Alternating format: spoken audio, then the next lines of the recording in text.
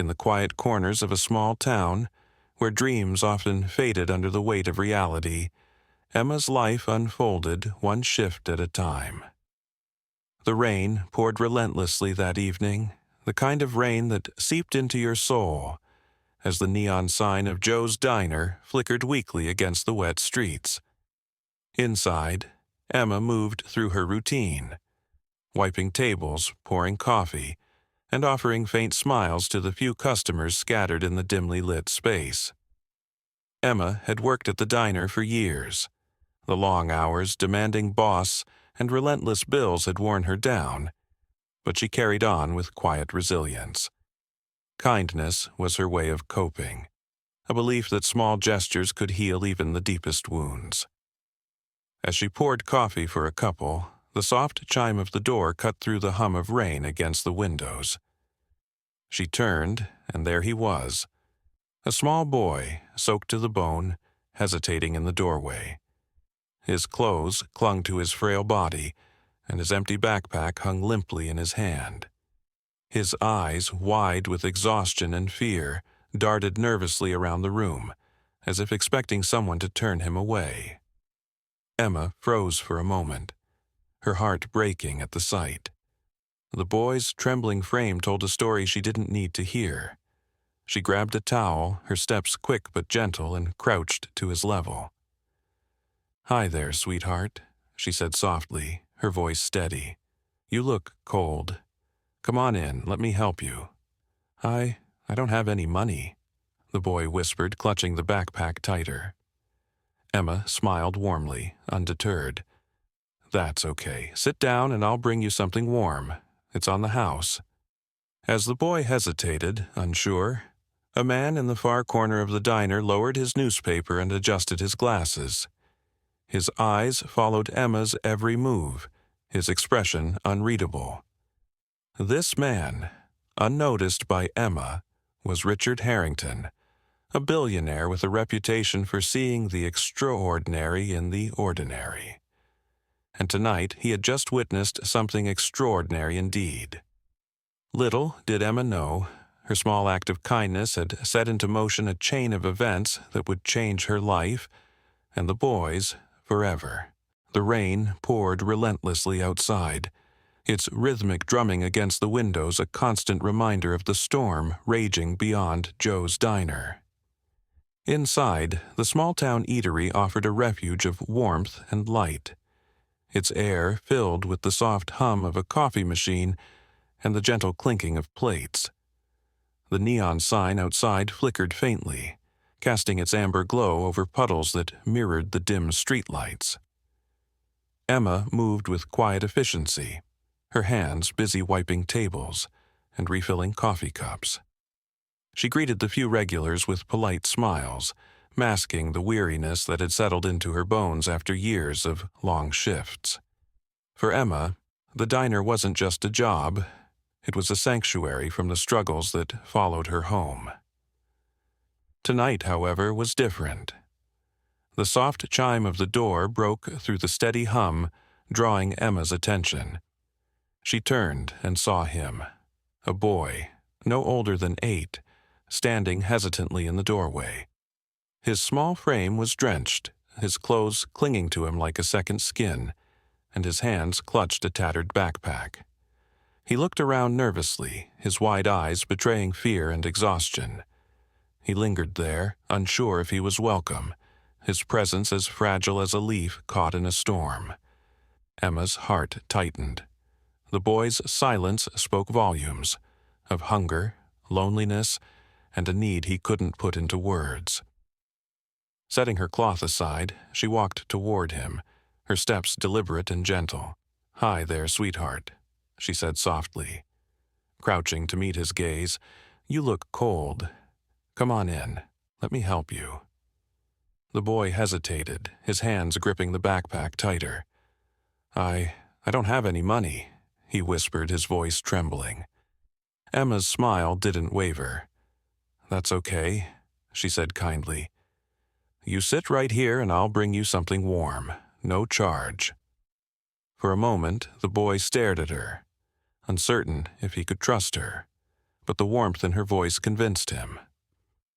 Slowly, he nodded. Emma guided him to a booth, pulling out a chair for him.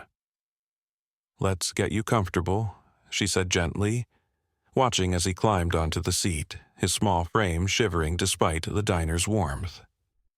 She gave him a reassuring smile before disappearing into the kitchen. As Emma worked, she didn't notice the man sitting in the far corner of the diner.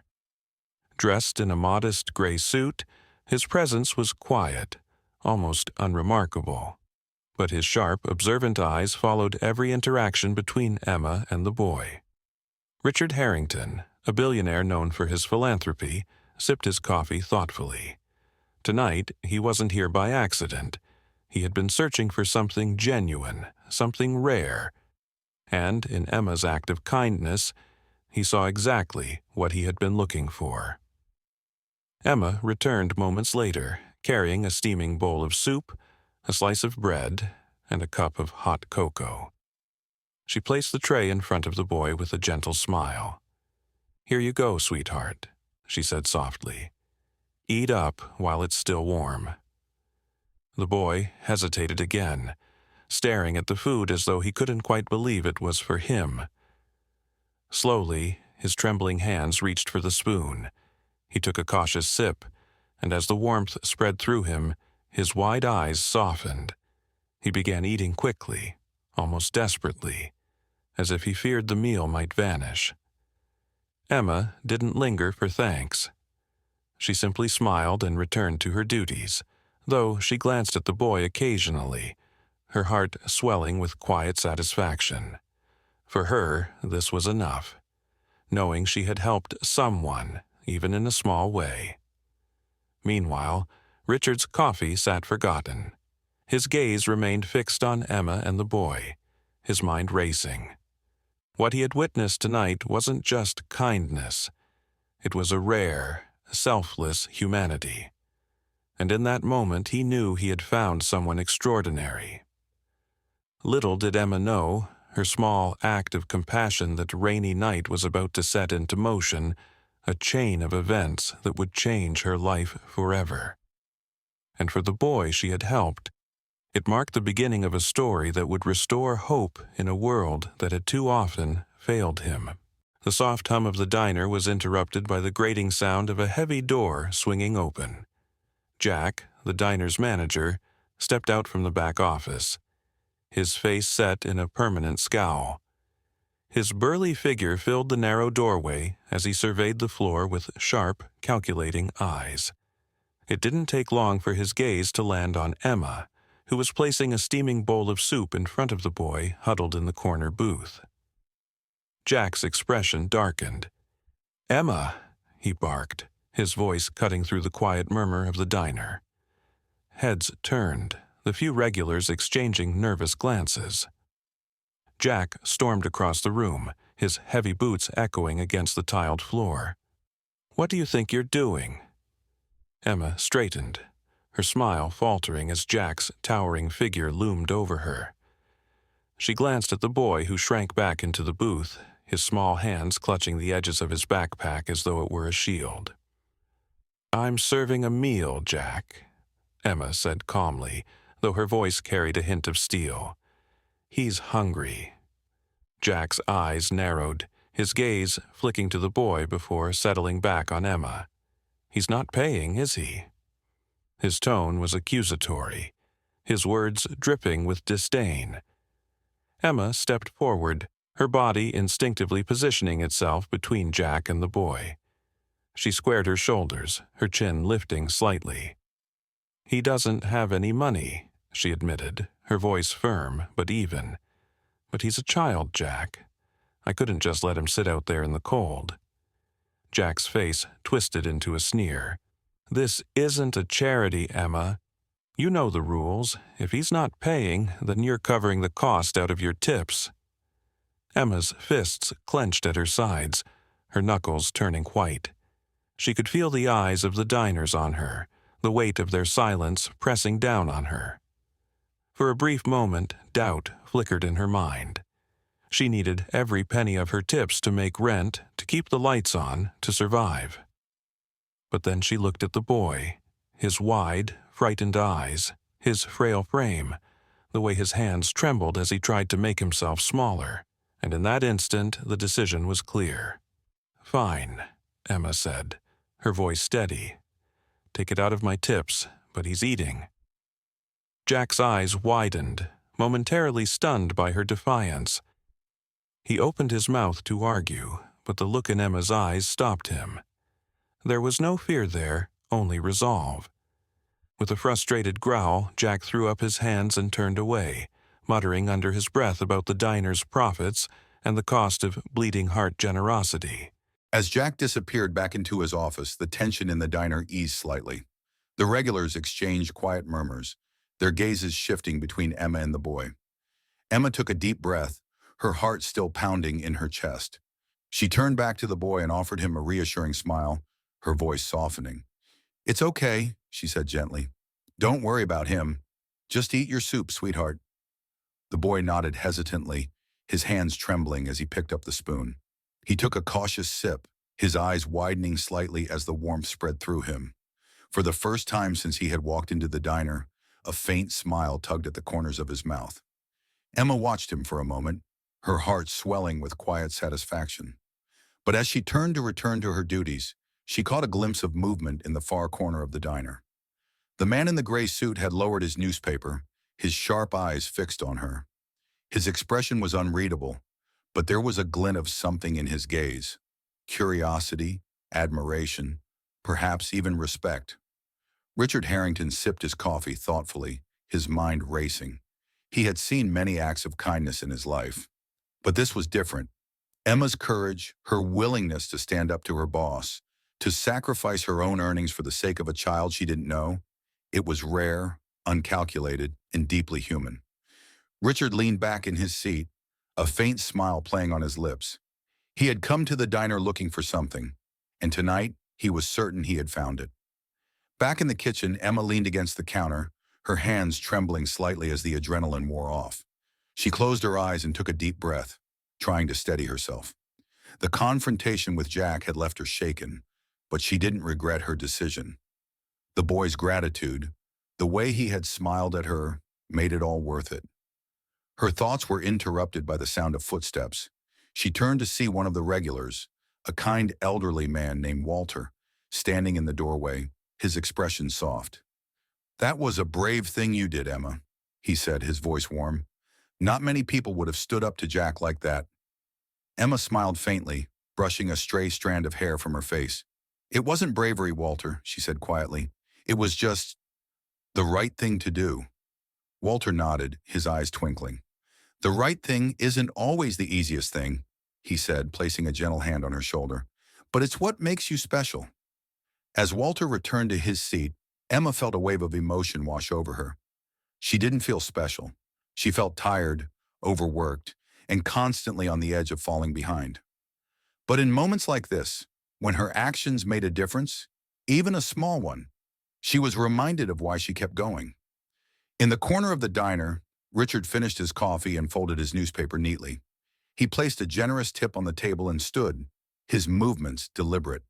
As he walked toward the door, he glanced back at Emma one last time. His gaze lingered for a moment before he stepped outside, the rain greeting him with its unrelenting downpour. Pulling out his phone, Richard's voice carried the weight of a decision made. "I need you to run a background check on someone," he said, his tone calm but firm. "Her name is Emma. She works at Joe's Diner. I don't have her last name, but find out everything you can, and make it quick." Ending the call, Richard slipped his phone back into his pocket and stepped into the rain. The flickering neon sign of the diner reflected in the puddles around his feet, casting faint ripples of light as he walked away. For Emma, this had been just another difficult night at work. But for Richard, it was the beginning of a plan to change her life forever. The rain had eased into a steady drizzle by the time Richard Harrington folded his newspaper and rose from his seat. The diner had quieted, the soft murmur of conversation replaced by the rhythmic clatter of Emma tidying up. His coffee cup sat empty on the table, alongside a neatly folded bill and a tip that far exceeded the cost of his modest meal. Richard adjusted his glasses, his gaze lingering on Emma as she returned to the boys' table to check on him. Her demeanor was warm, her words quiet but kind. The boy nodded shyly, his small hands clutching the edges of the empty bowl in front of him. Emma placed a reassuring hand on the edge of the table before turning back to the counter, her movements graceful yet deliberate. Richard's sharp eyes missed none of it. The chime of the diner's door rang softly as he stepped out into the damp night. The neon glow of Joe's diner flickered faintly, casting fragmented reflections on the wet pavement. Pulling his coat closer, Richard paused under the awning and retrieved his phone. His voice was calm, firm, and carried an air of authority that was unmistakable. "I need you to run a background check on someone," he said, glancing back at the diner's fogged windows. Through the glass, Emma's silhouette moved across the room, clearing plates and refilling coffee cups. "Her name is Emma. She works at Joe's Diner. I don't know her last name, but I want everything you can find. Quickly." He ended the call with a decisive press of a button, slipping the phone back into his pocket. A faint smile tugged at his lips as he stepped into the rain, the steady sound of his footsteps merging with the patter of water against the pavement. The next morning, Richard sat in his office, a sprawling, minimalist space perched high above the city streets. Floor-to-ceiling windows bathed the room in natural light, offering a panoramic view of the skyline. His desk was immaculate, save for the file his assistant had placed before him moments earlier. Richard leaned back in his leather chair, his sharp features softened slightly by the morning light. He opened the file, his keen eyes scanning the neatly typed lines of text. As he read, his expression shifted, curiosity giving way to admiration, then resolve. The assistant, a tall, meticulous man in his early 40s, stood a few feet away, reading aloud from his tablet. His tone was measured, his delivery precise. "Emma Johnson, 28 years old, born and raised in Fairview, a small town about 50 miles from here, raised by a single mother, started working at 16, grocery stores, retail, and eventually the diner. No college education." Richard nodded slightly, his fingers drumming lightly on the edge of the file. "Go on." "Her mother passed away 3 years ago. Cancer. Emma paid for the treatments out of pocket, which left her in significant debt. She's been struggling ever since but has never missed a payment on her rent, loans, or utilities. She lives alone in a modest one-bedroom apartment about 3 blocks from the diner. Rent is overdue, but the landlord has yet to file a formal notice." Richard's fingers paused mid-drum. He leaned forward, his elbows resting on the desk, his sharp gaze fixed on the assistant. "What about her character?" The assistant hesitated briefly, glancing down at his tablet. "The people who know her describe her as kind, hardworking, and selfless. She's the kind of person who would give her last dollar to someone in need, even if it meant going without herself. No criminal record, no history of complaints at work. She's extraordinary, sir. Quiet, but extraordinary." Richard's lips curved into a faint smile. He tapped the edge of the file with one finger, his thoughts racing. "She's exactly what I've been looking for." The assistant tilted his head, his curiosity evident. "May I ask what you mean, sir?" Richard rose from his chair, pacing slowly to the window. He placed his hands in his pockets, his gaze fixed on the bustling streets below. "People like her are rare," he said, his tone reflective. "She didn't hesitate. She didn't question whether it was convenient or beneficial for her. She simply acted out of pure compassion. That kind of selflessness can't be taught. It's innate." The assistant shifted his weight slightly. "Shall I arrange a meeting?" Richard shook his head, a thoughtful expression settling over his face. "Not yet. Character isn't revealed in easy moments. It's revealed under pressure. I want to see how she handles a little more. There's something about her, something I can't quite explain, but I need to be sure." The assistant nodded, his posture formal. "Understood, sir." Richard turned from the window, his sharp gaze falling on Emma's photo in the file. It was a candid shot, likely pulled from social media. Her hair was tied back, her uniform slightly wrinkled, and her expression carried the faintest hint of weariness. But her eyes told a different story. They were clear, determined, and filled with a quiet strength.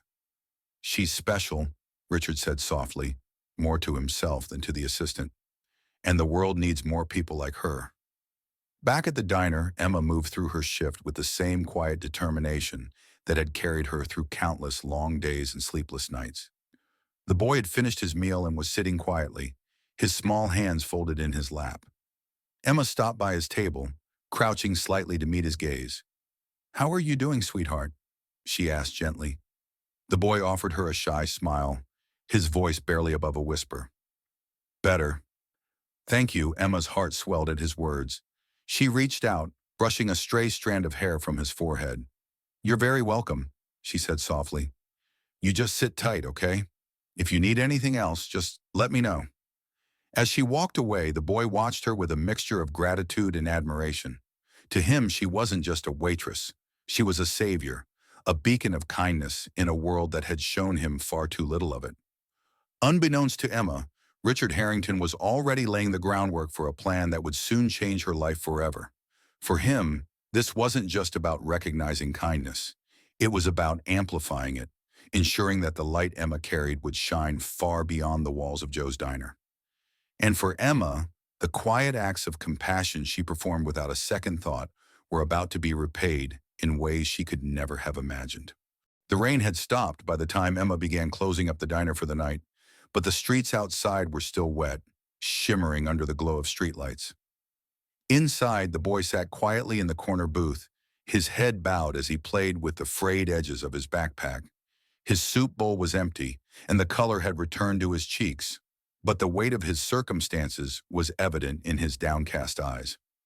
Emma wiped her hands on a dish rag and approached the table, pulling out the seat across from him. "You okay, sweetheart?" she asked gently, her voice carrying the warmth of genuine concern. The boy hesitated, then nodded, but Emma could see through the brave front he was trying to put on. His small hands fidgeted with the zipper on his backpack, and his lips pressed together tightly, as though he was trying to hold something back. "You don't have to be scared," Emma said softly, leaning in slightly. "I just want to help." The boy's eyes met hers briefly before he looked down again. "My mom," he began, his voice trembling. "She got sick a while ago. She said she was going to the hospital, but she didn't come back. I don't know where she is." Emma felt her heart sink. The boy's words carried the kind of sadness that no child should ever have to endure. "How long have you been on your own?" she asked, keeping her voice steady despite the ache in her chest. The boy shrugged, his small shoulders lifting slightly. "A few weeks, I think. I've been staying near the park. It's not too bad at night if I stay by the benches." He paused, glancing up at her with wide, fearful eyes. "I don't know what to do. I just want my mom to come back." Emma reached out, placing her hand over his. "You don't have to worry, okay? We'll figure this out together." When her shift ended, Emma hung up her apron and led the boy outside. The air was crisp, and the faint scent of rain lingered in the breeze. She glanced down at him, noticing how small and fragile he looked against the backdrop of the darkened street. "Let's make a call," she said, guiding him to a nearby bench under the diner's awning. She pulled out her phone and searched for the number for social services. After a few rings, a voice answered, curt and impersonal. "Social services. How can I assist you?"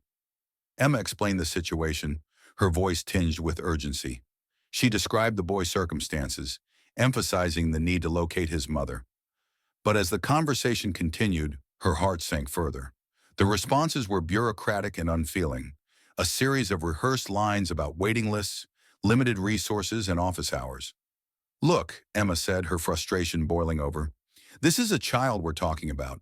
He has no one, and his mother could be out there somewhere, needing help too. Can't you do something now?" The voice on the other end was unmoved. "I'm sorry, ma'am, but these things take time. You can file a report in the morning, and we'll see what we can do." Emma ended the call, her hand tightening around the phone. She glanced at the boy, who was staring down at his worn sneakers, trying to hide the tears pooling in his eyes. "It's okay," she said quickly, crouching in front of him. "They might not help, but I will. You're not going back to that park tonight. You're coming with me." Emma's apartment was modest, a small one-bedroom unit with worn furniture and a faint smell of lavender from the candles she lit to mask the dampness that crept in during the colder months. As she unlocked the door and ushered the boy inside, she flicked on the lights, revealing a space that was simple but welcoming. "Make yourself at home," she said, setting her keys on the counter. She rummaged through a small closet and pulled out a blanket and a spare pillow. "You can sleep on the couch tonight, okay? It's not much, but it's warm." The boy stood in the doorway, clutching his backpack and looking unsure. "I don't want to be any trouble," he mumbled. "You're not trouble," Emma replied firmly, her tone leaving no room for argument. "You're a guest. Now let's get you cleaned up." She handed him a clean towel and pointed him toward the bathroom. "Take a warm shower. There's soap and shampoo in there. I'll find you something to wear." As the boy disappeared into the bathroom, Emma sat down on the couch, her hands clasped tightly in her lap. The reality of what she had taken on began to sink in. She was already struggling to make ends meet, and now she had another person to care for. But as the sound of the shower filled the apartment, she pushed those thoughts aside. The boy needed her, and that was all that mattered. Meanwhile, outside the apartment, a sleek black car idled at the curb. Richard Harrington sat in the back seat, his sharp eyes fixed on the building's dimly lit windows. He had followed Emma and the boy from the diner, curious to see what she would do next. What he witnessed had left him both impressed and deeply moved. Through the rain-speckled window, he had watched Emma lead the boy inside, her posture protective, her movements deliberate. He had seen the way she had knelt to speak to him, her expression soft but resolute. And now, as the light flickered in the window above, Richard's admiration for her grew.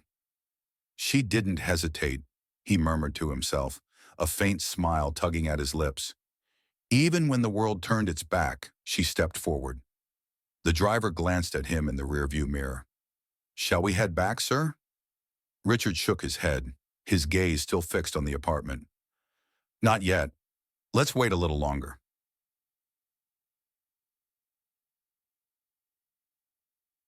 Inside, Emma set a plate of cookies and a glass of milk on the coffee table, just as the boy emerged from the bathroom, his hair damp and his face freshly scrubbed. He wore an oversized t-shirt and a pair of sweatpants Emma had dug out from the back of her closet. "You look cozy," she said with a smile, patting the couch. "Come sit." The boy hesitated, then climbed onto the couch, his small frame sinking into the cushions. He reached for a cookie, his movements cautious, as though he still wasn't sure if this kindness was real. Emma sat beside him, pulling the blanket over his shoulders. "You're safe here," she said softly. "And tomorrow, we'll figure out what to do next. One step at a time, okay?" The boy nodded, his expression softening. For the first time that night, he looked less like a scared child and more like the little boy he should have been all along. Outside, Richard finally signaled to the driver. "Let's go," he said, his tone decisive. As the car pulled away, he glanced back at the apartment one last time. "Emma Johnson," he murmured, a glint of determination in his eyes. "You're remarkable. And I'm going to make sure the world knows it." The next morning, the rain had stopped, leaving the streets glistening under a pale winter sun. The air was crisp, and the world outside Joe's diner seemed calmer, as if the storm had washed away more than just the rain-soaked roads. Inside, Emma moved through her morning routine with the same quiet determination as always, her mind still lingering on the events of the previous night. The boy had slept soundly on her couch, his small figure wrapped in a blanket, finally free of the weight of the world for a few hours. The door to the diner chimed softly, pulling Emma out of her thoughts. She turned toward the sound, her usual polite smile in place, but it faltered slightly when she saw who had entered. Standing just inside the doorway, framed by the morning light, was the man from the corner booth.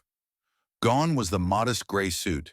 Today he wore a perfectly tailored navy blazer and an air of quiet confidence. His presence filled the room in a way that was both understated and commanding. Emma blinked in surprise, recognizing him instantly. "Good morning," she greeted him hesitantly, wiping her hands on her apron as he approached the counter. "Good morning, Emma," the man replied, his voice warm yet firm. He placed a sleek leather briefcase on the counter and took a seat on one of the stools.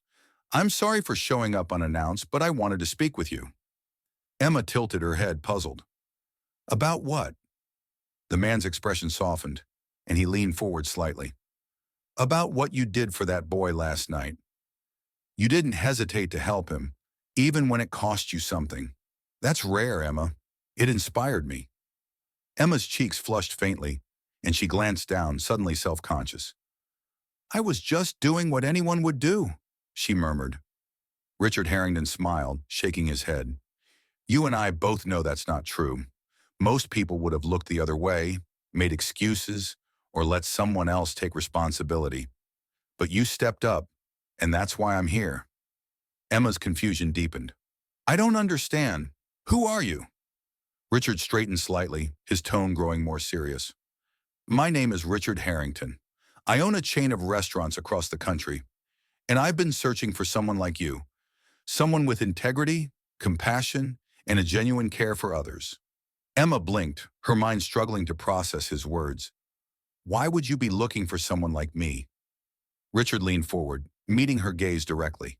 Because I need someone to run one of my restaurants. Not just anyone, someone who understands what it means to serve people, not just food. Someone who leads with their heart, not just their head. Emma's eyes widened, and she shook her head instinctively. Me? Run a restaurant? I don't know anything about managing a place like that. I'm just a waitress. Richard smiled again, his confidence unwavering. You're much more than that, Emma. Managing a restaurant isn't just about spreadsheets and schedules. It's about people. It's about creating an environment where kindness, respect, and community thrive. The rest, the technical skills, the training, I can teach you. But the heart, that can't be taught, and you already have it. Emma stared at him, speechless. Her mind raced with doubts and insecurities. She thought of her modest apartment, her overdue rent, the countless nights she had spent worrying about making ends meet. Could someone like her really take on a role like this? I don't know, she said finally, her voice quiet. This all feels too big for me. Richard's expression grew serious, but his tone remained encouraging. Big opportunities often do. But Emma, you've already shown you're capable of more than you think. You've handled challenges most people would walk away from. Trust me when I say you're ready for this. Emma hesitated, her gaze dropping to the counter. The weight of his words settled over her, and slowly she began to feel a flicker of something she hadn't felt in a long time. Hope. She looked up, meeting his steady gaze. Why me? She asked softly. Because people like you are rare, Richard replied, and because the world needs more leaders who care about people the way you do.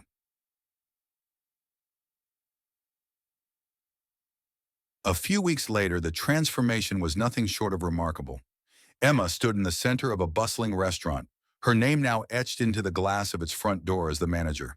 The space was warm and inviting, filled with the aroma of freshly cooked meals and the hum of laughter and conversation. Employees moved with purpose, their respect for Emma evident in the way they responded to her leadership. Richard had been true to his word, guiding Emma through every step of the process. He had provided her with training, resources, and a support system, but the heart of the restaurant, the atmosphere of kindness and community, was entirely Emma's doing. At one of the tables near the window, the boy sat with his mother, who had recently been discharged from the hospital.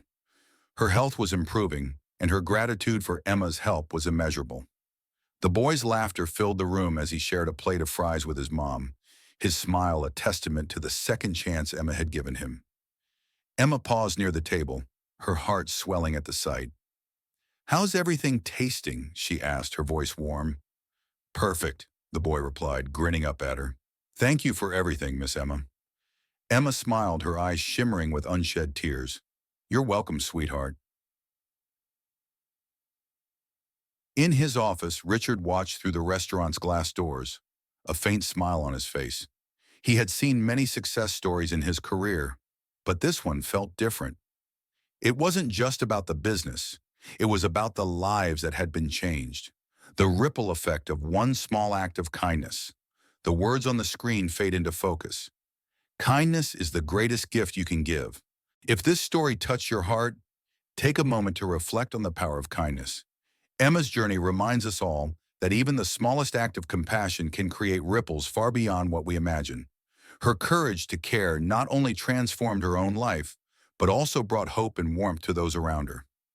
Now it's your turn to spread that kindness. Don't forget to like, share, and subscribe to our channel for more inspiring stories like this one. Together, we can build a world where compassion and humanity shine through in every moment. Your support means everything and helps us continue sharing these stories that touch lives and ignite change.